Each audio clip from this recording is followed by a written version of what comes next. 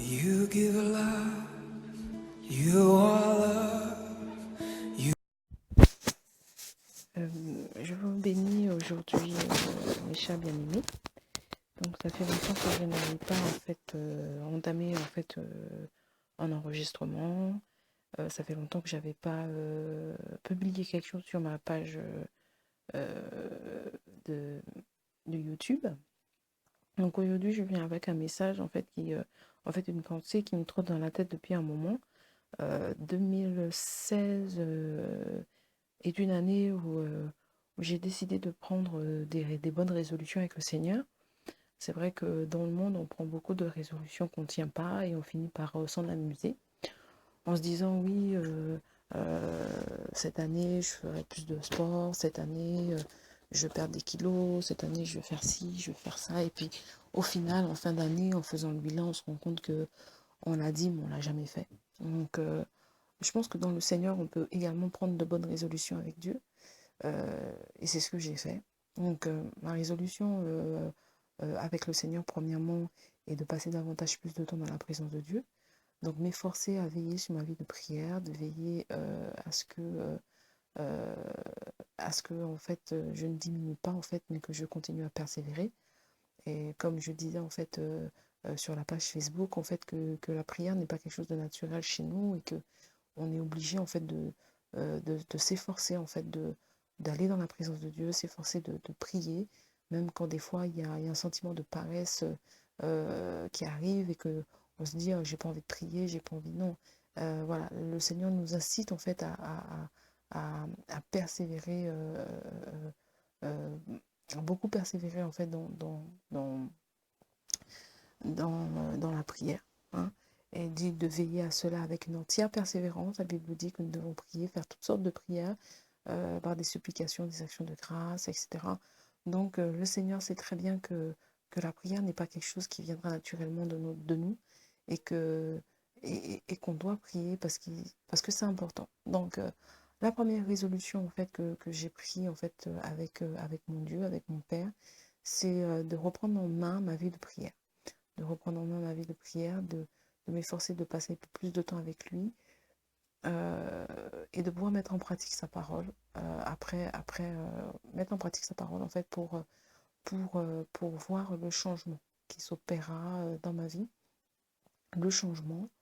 La deuxième résolution en fait qui découle en fait de la première, c'est le changement du cœur, le changement de l'attitude, le changement pour que je puisse vraiment revêtir l'homme nouveau que le Seigneur a préparé dans la justice et dans la sainteté par la vérité. Donc, revêtir cet homme nouveau, c'est aussi revêtir la sainteté de Dieu, c'est aussi revêtir la justice de Dieu, c'est aussi revêtir la vérité. Donc, voilà, ça fait partie en fait de mes résolutions, de pouvoir vraiment avoir ce changement en moi, de ne pas me mentir à moi-même, parce que la Bible dit que la chair n'héritera point du royaume des cieux, et de s'efforcer en fait simplement à faire ce qui est juste.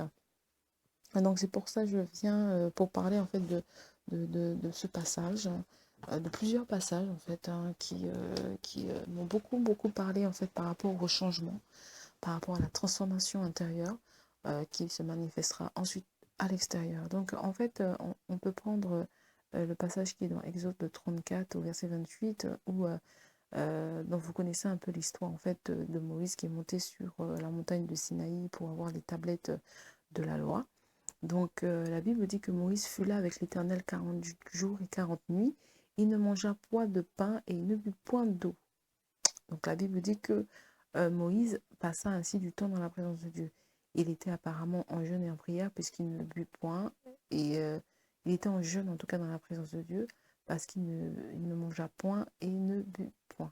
Donc, ce qui fait qu'il était pleinement dans la présence de Dieu.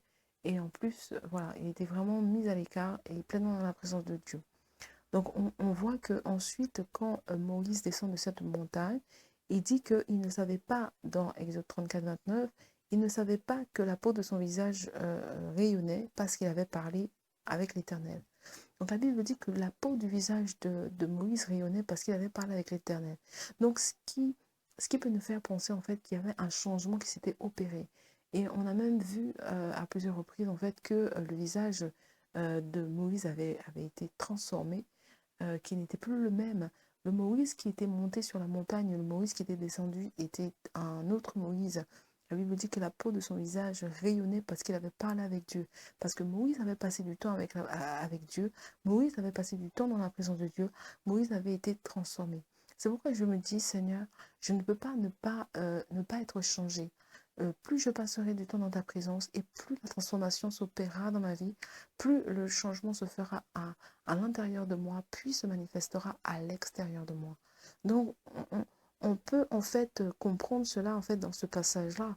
Moïse avait passé 40 jours et 40 nuits dans la présence de Dieu et la Bible dit que son visage rayonnait parce qu'il avait parlé avec l'Éternel. Amen.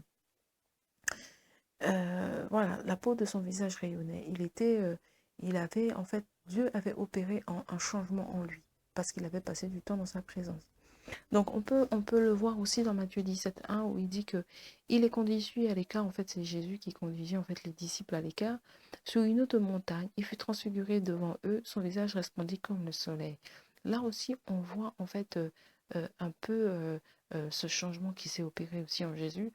Euh, Lorsque Jésus-Christ s'est mis à l'écart et qu'il est monté sur cette haute montagne, il dit qu'il fut transfiguré et que son visage, en fait, resplendit comme le soleil. Donc, si on veut un changement dans notre vie, si on veut vraiment plaire à Dieu, vraiment revêtir la sainteté de Dieu, c'est dans sa présence, en fait, que ça va se faire. C'est dans sa présence que ça va s'opérer. Ce n'est pas, en fait, avec notre propre chair, c'est juste pas possible. La Bible nous le dit même que la chair et le sang n'hériteront point du royaume des cieux. La Bible nous dit aussi que la chair ne peut comprendre les choses de l'esprit. Elle ne peut pas comprendre les choses de l'esprit. Donc, c'est pas par notre propre force que nous pouvons revêtir la sainteté de Dieu. C'est bien par Dieu, par son esprit, en priant, en persévérant dans la prière, justement, et en veillant à notre vie de prière, en veillant à notre positionnement avec le Seigneur. C'est comme ça, en fait, qu'on pourra être changé, qu'on pourra être transformé. Donc, pour tous ceux vraiment qui ont pris cette bonne résolution de renouveler quelque part leur vue avec le Seigneur, de renouveler leur relation avec Dieu, je prie vraiment que Dieu nous donne la force d'y arriver par son esprit, que vraiment on ne puisse pas lâcher prise, parce que c'est vrai que les débuts de mois, on essaye, et puis des fois on se laisse un peu aller à la paresse, et on prie moins, et petit à petit, ben, ça finit par s'éteindre. Voilà. Je prie que le Seigneur nous aide à garder ce feu, nous aide à garder ce zèle pour aller jusqu'au bout, pour qu'à la fin de l'année, par la grâce de Dieu, si on le voit, on puisse faire le bilan du fin d'année et dire, voilà, j'ai été jusqu'au bout, voilà ce qui s'est opéré dans ma vie. Dieu m'a changé, Dieu m'a transformé. Voilà, avant j'étais comme ci, maintenant je ne suis plus comme ça. Avant je faisais ci, maintenant je ne le fais plus. Avant. Maintenant je suis différente, j'ai changé. Alléluia. Donc voilà, Seigneur, c'est en tout cas ma bonne résolution pour ta présence, pour vivre pleinement ce que tu as prévu pour moi. Et je prie que tous ceux qui ont cette bonne résolution puissent aussi vivre ce que tu as prévu pour eux et qu'ils soient transfigurés, transformés à l'intérieur et que cela puisse se manifester à l'extérieur. Que Dieu soit béni au nom de Jésus. Jésus à l'intérieur, agit sur l'extérieur. Oh, quel changement dans ma vie. Jésus à l'intérieur, agit sur l'extérieur. Oh, quel changement dans ma vie. Jésus à l'intérieur, agit sur l'extérieur. Oh, quel changement dans ma vie. Oh, quel changement dans ma vie. Oh, quel changement dans ma vie. Que Dieu vous bénisse.